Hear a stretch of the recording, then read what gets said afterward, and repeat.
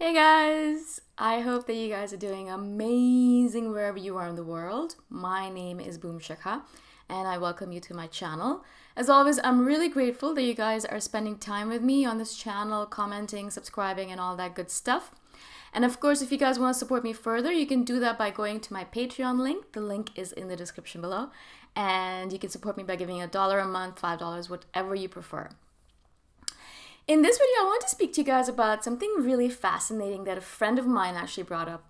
And she has been labeled autistic. She's not an INFJ, but she has been labeled autistic, or she is on the spectrum, or whatever you want to call it. There's so many different ways of saying it. And she was kind of mentioning how, even though she is autistic, she hacked cool and figured out what is cool, and that's how she started making friends. So she doesn't actually know why she does the things she does, because she is obviously socially awkward and she doesn't really understand social cues as much as other people do. But she started observing people around her. She started watching them. She started noticing who is the cool one in the group and what do they do? How do they behave? What do they talk about? What are the things that they watch? What books do they read? What careers do they have, etc. Yeah. And so she watched these people who were labeled cool or were accepted by her friends or the people around her peer group. And she started emulating them. She started following them or masking herself in a way that she was able to hack being cool, right? She called it, I was hacking cool. I hacked cool. And I thought it was such an interesting way to portray it, because, a lot of us as INFJs think of it as putting on a mask or being someone else or pretending to be someone that we're not. And, it's obviously very negative connotation, has negative connotations to it. But hacking cool, like, we're just like scientists and we're hacking stuff, we're like life hackers. And so I really appreciated the way that she talked about it. She's just hacking cool. And I wanted to share that with you guys. And because I believe that I as well, and a lot of INFJs in general, when we're younger, we are unsure of who we are. We don't know if we're supposed to behave the way that we do, or are we supposed to follow the people around us. And if we do behave the way that we want to, we don't really make any friends. People think we're odd. And so we have all these things that happen to us as children. And so very quickly on, we realize that if we want to have friends, if we want to be accepted by the people around us, not only by the friends or peer group, but by our family as well. Sometimes our family looks at us like, you're like, what the hell are you talking about, right? And so a lot of times, if you want to be able to be accepted by the people around you, whoever they might be, you realize very early on as children, as INFJ children, that we need to hack cool.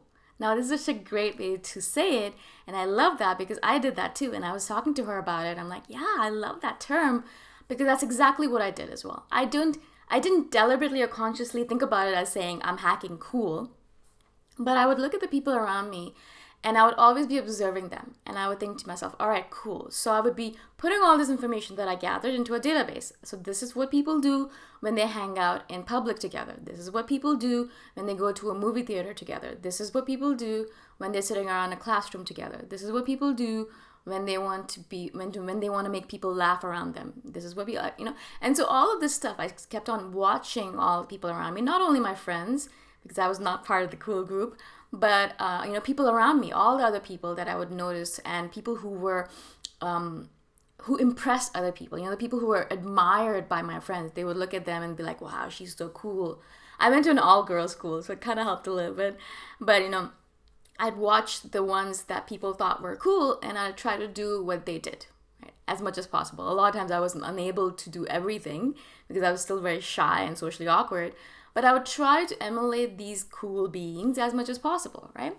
And so I learned from the people around me. If they talked about politics, I would go and try to learn a little bit more about politics. I had no idea what they were talking about, so I was like, all right, I need to go research. I need to go figure out what the hell they're talking about. Or if they were talking about a certain pop group, I'll go and listen to their music and think about it, what it is about that music that is appreciated by my friends or the people around me. Things like that. We're just constantly observing, and this is just another part of the puzzle piece that we're trying to figure out.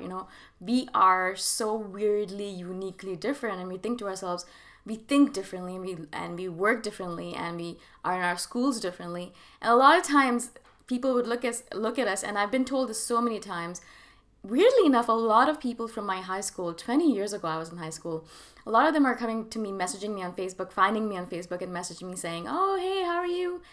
And one of them actually said to me, she's like, oh, I always appreciated the fact that you were such a, you always knew what you wanted to do, and you were so stubborn or set in your ways, or you knew exactly what you wanted to do, that no one could dissuade you or change your opinion on something, right?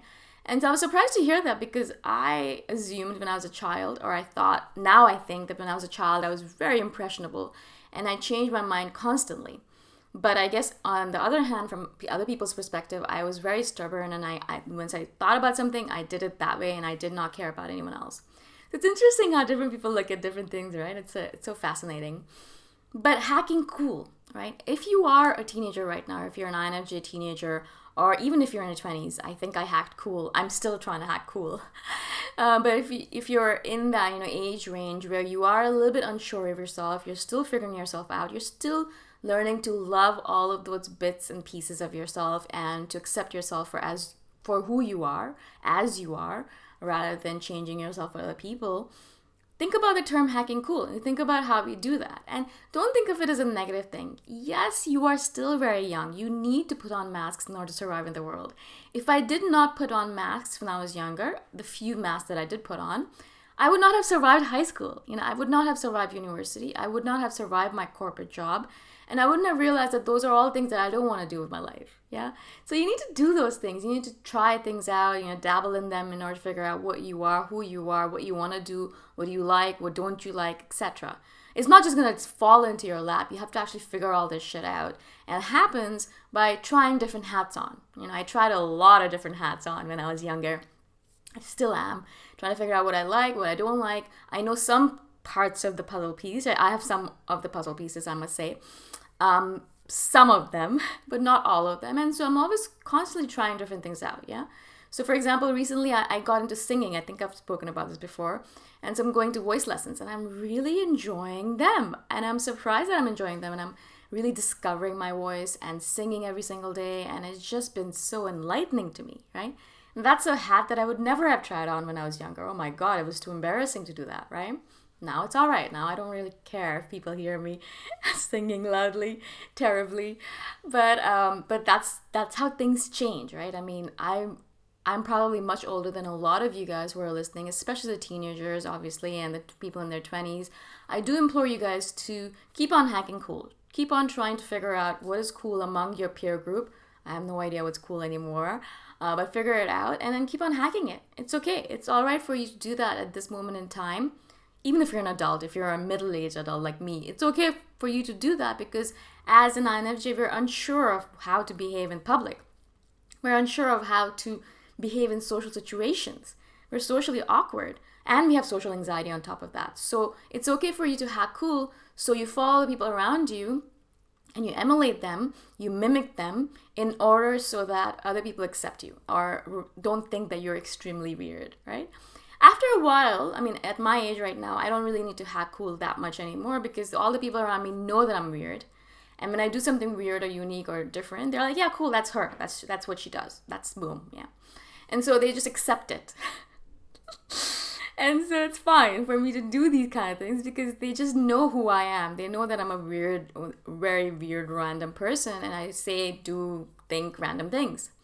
It's funny, recently I was actually sitting down with a group of my friends, and I was telling them, I've been really interested in near-death experiences recently. NDEs, they're called. And, they didn't blink an eye. And they're like, yeah, I mean, that makes sense. It makes sense that you're researching NDEs. And it was so funny. I had to laugh at them, because they just accepted it. They're like, yeah, okay, cool. All right. So what did you discover? And it just made me so happy, because I've finally come into the space in my life where I can talk about these weird things that I research. And, I get down to all of these, I read all these random books, and now I can talk about it. I don't have to hide all of that stuff inside of me anymore. And then I shared with them what I learned from my NDE research. And it was just really interesting, because we had a good conversation after that. But this is something that normal people, they did say this after, normal people don't research NDEs. And I'm like, yeah, I guess so. But if you are interested, I think you should definitely, if you guys are interested in death, which you probably are as an INFJ, I do recommend you guys go and research near-death experiences. NDEs is the short form. And it's so fascinating, the research on it. Oh my God. Anyways. All right, so hacking cool. Yeah, it's such a good positive way of looking at what we're doing from our childhood. From when I was very young, I was trying to hack cool. I still haven't managed to do that. I'm still definitely not a cool being in general, but I have friends and I'm accepted a little bit more than I wasn't previously. And so that actually helps a little bit because as an INFJ, we're already so different and we're already so feeling so ostracized. It's nice to have a few friends around us, a few people who accept us for who we are. And it's nice to be able to know what people accept and what they don't. You know, it's nice just to know this kind of stuff so I can meet a random new person who doesn't know me and I can pretend like I'm a normal person for a few minutes, seconds, whatever it might be. Okay. Oh God. All right. This is brilliant. I hope that you guys understood and enjoyed this video. If you guys want to support me further, obviously you can do that at my Patreon link. The link is in the description below. And I shall see you guys in the next one. Bye for now.